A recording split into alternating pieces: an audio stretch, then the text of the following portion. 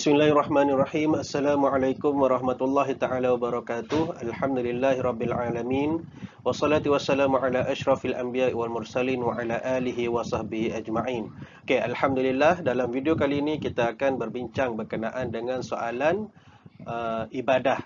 Okey, masih lagi dalam perbincangan ataupun kita nak cara menjawab ataupun kita bincang soalan berkenaan dengan struktur yang betul soalan UPKK macam mana. Kita akan tengok satu-satu soalan, kemudian kita akan cuba jawab. Seterusnya saya akan mungkin saya akan bagi penerangan tambahanlah berkenaan dengan soalan tu. Okey, kita teruskan untuk soalan ibadah ni. Okey, ibadah ni kita kena ingat yang dia adalah gabungan ulum syar'iyah, dia gabung dengan subjek akidah. Okey. Video yang sebelum ni kita dah bincang soalan akidah sampai soalan yang ke-30. Kemudian soalan ibadah bermula dengan 31. Okey, soalan 31. Apakah alat yang digunakan untuk tayamum? Apakah alat yang digunakan untuk tayamum? Okey, air, batu, debu, lumpur. Yang mana satu? Okey, jawapannya adalah debu. Macam mana kita nak tahu debu ni? Tengok kepada dia punya definisi ataupun makna tayamum itu sendiri. Apa makna tayamum? Menyapu debu tanah yang suci ke muka dan kedua tangan hingga siku dengan syarat dan rukun yang tertentu. Okey. Dalam definisi ataupun dalam maksud tayamum itu sendiri dah disebutkan tentang menyapu debu tanah. So dalam soalan ni dia sebut alif air, ba batu, jim debu dan lumpur. Okey. So jawapan yang paling sesuai bagi soalan ni adalah debu. Okey, kemudian soalan nombor 32. 32, solat jamak terbahagi kepada alif 1, ba 2, jim 3, dal 4. Okey, terbahagi kepada berapa bahagian? 1 ke, 2 ke, 3 ke, 4. So, jawapannya kat sini adalah 2. Okey, solat jamak terbahagi kepada 2 bahagian. Apa 2 tu? Apa yang disebut dengan 2 bahagian tu? Solat jamak apa? Okey, yang pertama adalah solat jamak takdim dan solat jamak takhir. Okey, apa maksud takdim? Takdim tu solat jamak yang menghimpunkan solat dalam solat yang pertama. Itu takdim. Manakala takhir pula adalah menghimpunkan solat pada waktu yang kedua. Okey, jamak takdim menghimpunkan solat dalam waktu yang pertama tadi, contohnya kita tengok apa solat yang boleh dijamakkan. Yang pertama antara zuhur dan asar dan maghrib dan isyak. Maksudnya jamak takdim ni kita solat maghrib dan isyak dalam waktu maghrib. Kemudian ataupun kita solat zuhur dan asar dalam waktu zuhur. Okey, jamak takdim pula adalah menghimpunkan solat pada waktu yang kedua. Kalau kita solat maghrib dan isyak dalam waktu isyak. Solat zuhur dan asar dalam waktu asar. Okey, itu berkaitan dengan solat jamak. Okey, seterusnya soalan nombor 33. Azan dilaungkan dalam bahasa alif Syriani, ba Kibti, jim Ibrani, dal Arab. Okey, azan dilaungkan dalam bahasa apa? So yang ni benda paling basic yang memang kita semua tahu. Tak ada bahasa lain di dalam dunia azan ini dilaungkan. Ada satu bahasa je, iaitu bahasa Arab. Kita duduk dekat Malaysia, tak pernah lagi orang azan dekat masjid atas surah Allah Maha Besar, Allah Maha Besar. Tak ada. Semuanya sebut Allahu Akbar, Allahu Akbar. Okey, dalam bahasa Arab. Ingat sampai bila-bila. Okey, apakah gelaran kepada nombor 34? Apakah gelaran kepada orang yang melaungkan azan? Apakah gelaran kepada orang yang melaungkan azan? Orang yang melaungkan azan tu siapa? Alif muazzin, ba muaddib, jim mu'min, dal muallaf. Okey. Jawapan bagi Soalan ni adalah orang yang melakukan azan dipanggil muazzin. Okey, orang yang melakukan azan dipanggil muazzin. Okey, kita tengok info tambahan. Okey, azan ni disyariatkan pada tahun pertama Hijrah. Masa tu para sahabat dan Rasulullah sendiri berfikir tentang bagaimana nak stopkan orang-orang Madinah pada masa tu yang tengah bekerja, contohnya yang tengah bekerja di sekitar Madinah, dia orang tengah berkebun ke apa ke, macam mana nak pastikan dia orang ni datang ke masjid untuk solat. Okey, kemudian Rasulullah pun tanya para sahabat, apa cadangan kamu berkaitan dengan macam mana cara kita nak tentukan masuknya waktu solat, kemudian orang-orang Islam semua datang ke masjid untuk solat. Ataupun yang tak sempat datang ke masjid, dia orang tahu masa tu dah masuknya waktu solat. Okey, kemudian adalah sahabat-sahabat yang bagi apa tu cadangan supaya gunakan loceng. Tapi ada sahabat yang lain cakap guna loceng ni macam orang Nasrani. Kemudian ada lagi sahabat yang kata tiup trompet ataupun tiup seruling. Ada sahabat lain jawab macam orang Yahudi. So bila jadi percanggahan macam tu, Rasulullah pun mintalah cadangan yang lain. Kemudian datanglah Abdullah bin Zaid. Abdullah bin Zaid ni sahabat Nabi lah. Dia datang kepada Rasulullah, dia cerita, wahai Rasulullah, baru ni aku ada bermimpi tentang beberapa kalimah yang mungkin sesuai untuk dilaungkan supaya kita menandakan itu adalah laungan untuk panggil sahabat-sahabat kita untuk solat. So, dia pun ceritalah apa kalimahnya. Kalimah azan tu lah, Allahu Akbar, Allahu Akbar, Allahu Akbar, Allahu Akbar. Asyhadu an la ilaha illallah, asyhadu an la ilaha illallah, asyhadu anna Muhammadar Rasulullah, asyhadu anna Muhammadar Rasulullah, hayya 'alas salah, hayya 'alas salah, hayya 'alal falah, hayya 'alal falah, Allahu akbar, la ilaha illallah.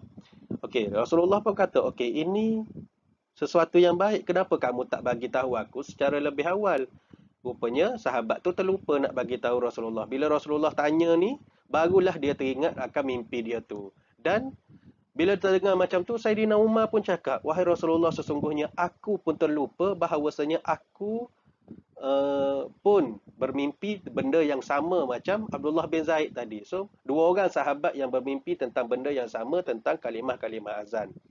Kemudian, lepas tu, dalam kalangan ramai para sahabat Rasulullah masa tu, Rasulullah pun sebut dekat Bilal, wahai Bilal, bangunlah kamu dan serulah apa yang ayat-ayat yang diorang cakapkan tadi, dan aku melantik kamu sebagai muazzinku, sebagai tukang azan Rasulullah, bernama Bilal bin Rabah.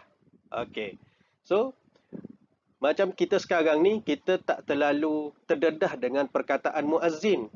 Kita terdedah dengan orang yang lakukan azan itu Bilal. So, kena tahu hari ni yang gelaran kepada orang yang melakukan azan adalah muazzin. Okey, muazzin. Bilal tu nama muazzin Rasulullah. So, tapi disebabkan oleh mungkin orang nak ambil berkat Bilal tu, dia pun gunalah perkataan Bilal. Sampai sekarang kita glamour dengan orang yang melakukan azan tu adalah Bilal. Okey, sebenarnya Bilal tu adalah muazzin. Okey. Seterusnya soalan nombor 35. Manakah rukun solat jenazah? Okey, antara jawapan-jawapan yang tu kita kena pilih satu sahaja yang mana rukun solat jenazah. Alif membaca tahiyat akhir, ba membaca al-Fatihah, jim membaca tahiyat awal, dal membaca doa iftitah. Okey, bagi siapa-siapa yang pernah lakukan solat jenazah, dia boleh bezakanlah. Dia boleh tahulah jawapan ni yang mana satu. So, jawapan bagi soalan ni adalah rukun solat jenazah adalah membaca Al-Fatihah. Membaca Al-Fatihah. Sebab apa? Dalam solat jenazah tak ada tahiyat awal, tahiyat akhir ataupun tahiyat awal, dan tak perlu baca doa iftitah dalam solat jenazah. Bacaan-bacaan tadi pun tak perlu dibaca, dan tak ada rukuk, tak ada sujud pun. Semuanya berlaku dalam keadaan kita qiyam ataupun berdiri tegak. mulakan takbiratul ihram pun dalam keadaan berdiri tegak, sampailah salam pun kita dalam keadaan berdiri. Okey, antara rukun-rukun lain, ni kita nak sebut tentang rukun solat jenazah ada 7 perkara, iaitu yang pertama niat, yang kedua berdiri betul, yang ketiga 4 kali takbir, yang keempat membaca Al-Fatihah, yang kelima berselawat ke atas Nabi, yang keenam mendoakan jenazah, yang ketujuh salam. Okey, memberi salam. Itu rukun-rukun solat jenazah. Okey, seterusnya. Soalan nombor 36. Bilakah tarikh diharamkan berpuasa? Bilakah tarikh diharamkan berpuasa? Soalan nombor 36. 15 Syakban, ba 6 Syawal, jim 17 Ramadan, dal 10 Zulhijjah. Okey, agak-agak yang mana satu? Kalau jim tu memang salah lah jawapan dia. 17 Ramadan memang kita waktunya berpuasa. Yang tarikh yang diharamkan berpuasa ni tarikh yang tak boleh kita puasa pada tarikh tersebut. Yang mana satu? Okey, jawapan bagi soalan ni adalah dal 10 Zulhijjah. Okey, jom kita tengok apa lagi tarikh-tarikh yang diharamkan berpuasa dan kita akan tahu kenapa 10 Zulhijjah ni tak boleh berpuasa. Okey. Yang pertama, tarikh yang diharamkan berpuasa yang pertama adalah pada tarikh 1 Syawal, iaitu pada hari raya Aidilfitri. Hari raya pertama tu tak boleh puasa, haram berpuasa.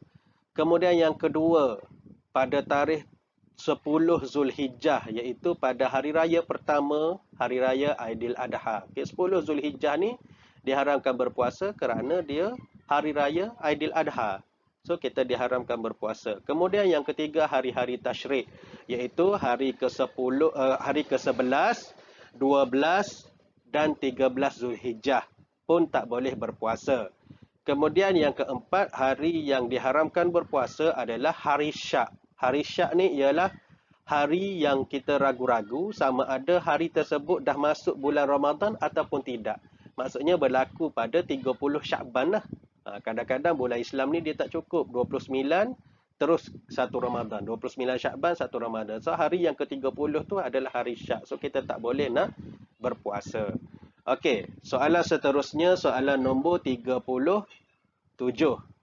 Berikut ialah perkara yang menyebabkan mandi wajib kecuali. Okey, bila soalan ada kecuali ni maksudnya kita kena pilih soalan yang bukan menyebabkan mandi wajib. Okey. Mesti ada satu kelainan daripada jawapan-jawapan yang telah diberikan. Okey, alif jawapan dia menyentuh kemaluan, ba keluar air mani, jim bersetubuh, dal melahirkan anak. Okey. Yang mana jawapan dia? Okey, kita tengok. Okey, menyentuh kemaluan. Menyentuh kemaluan ni bukan, kalau kita sentuh kemaluan, bukannya kita perlu mandi wajib. Hanya perlu berwuduk sahaja sekiranya nak melakukan ibadat, baca Quran ke, nak solat ke, kena ambil wuduk. Jawapan ba, jim, dal tu, semua tu kena mandi wajib. Sekiranya keluar air mani, bersetubuh dan melahirkan anak. Ataupun ada juga sebab-sebab yang lain seperti orang perempuan yang kedatangan haid, nifas dan sebagainya. Ataupun orang mati. Orang mati pun, orang yang hidup ni kena mandikan dia dengan mandi wajib. Okey, orang mati. Kecuali mati syahid. Mati syahid tak perlu dimandikan. Okey, seterusnya soalan nombor 38. Solat sunat. Apa? Solat sunat, tempat kosong, dilakukan dalam bilangan ganjil. Okey, solat sunat apa dilakukan dalam bilangan ganjil? Okey, jawapannya ialah duha ke, rawatib ke, witir ke, tarawih. Okey, jawapannya solat sunat witir. Apa maksud ganjil? Bilangan ganjil. Bilangan ganjil ni macam 1, 3, 5, 7, 9, 11. Tu ganjil lah tu. Okay, so solat sunat witir dilakukan dalam bilangan yang ganjil. Biasanya kita akan tengok, kita akan bertemu dengan solat witir ni, dia dikombainkan ataupun disertakan dengan solat tarawih. Siapa yang pergi solat tarawih waktu bulan Ramadan tu, dia akan terbiasalah dengan jumpa dengan solat witir ni. Okey, solat sunat witir ni, solat sunat witir juga dilakukan seperti kita bangun untuk solat tahajud waktu malam, kita solat sunat waktu malam, kemudian akhir sekali kita akan solat sunat witir, sama ada 1 rakaat ke, 3 rakaat ke, 5 rakaat ke, sampailah 11 rakaat. Okey, boleh pilih mana-mana. Nak solat 1 rakaat boleh, 3 rakaat boleh, 5 rakaat pun boleh. Okey, soalan seterusnya. Nombor 39. Apakah hukum menunaikan solat jenazah? Okey, apakah hukum menunaikan solat jenazah? Okey. Alif fardu kifayah, ba sunat muakkad, jim fardu ain, dal sunat hayat. Okey, yang mana satu? Okey, jawapannya adalah fardu kifayah. Okey, apa maksud fardu kifayah? Okey, fardu kifayah itu adalah perkara yang wajib dilaksanakan oleh sebahagian daripada anggota masyarakat untuk menjaga kemaslahatan ataupun untuk menjaga kepentingan umat Islam. Jika tidak dilaksanakan, berdosa seluruh ahli anggota masyarakat tersebut. Okey, maksudnya solat jenazah ni adalah fardu kifayah. Fardu kifayah ni maksudnya apa? Bila berlakunya satu kematian, mesti ada satu kumpulan masyarakat di tempat yang kita tinggal tu akan pergi menguruskan jenazah tersebut dan solat jenazah tersebut. Walaupun kita tak pergi, tapi ada orang lain yang pergi. Okey, so orang yang pergi itu mengelakkan kita daripada berdosa. Tapi kalau seorang pun tak pergi, kita tahu ada orang meninggal dunia, tapi seorang pun tak pergi uruskan jenazah tu, solatkan jenazah tu, maka seluruh ahli masyarakat dekat situ akan berdosa. Contoh-contoh lain ada juga seperti solat berjemaah. Okey, dekat kampung kita ataupun dekat taman kita ada surau, tapi seorang pun tak pergi imarahkan surau tersebut, maka seluruh orang dekat taman kita tu ataupun kampung kita tu akan berdosa. Tapi disebabkan oleh ada segolongan masyarakat yang pergi solat berjemaah dekat surau tu, maka kita terlepas daripada dosa. Maksudnya bukan kata nak harap dekat orang je, kita pun kenalah pergi kan, tunaikan solat fardu kifayah tu. Okey, itu berkaitan dengan fardu kifayah. Okey, hukum menunaikan solat jenazah adalah fardu kifayah. Okey, soalan yang terakhir dalam perbincangan kita pada kali ini adalah bayang-bayang sesuatu objek lebih panjang daripada objek tersebut hingga terbenam matahari.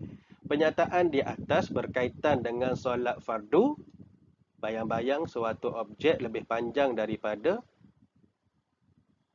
objek tersebut. Okey, so maksudnya kat sini subuh dan maghrib salahlah, sebab waktu subuh dan waktu maghrib dah tak ada matahari, macam mana nak timbulnya bayang?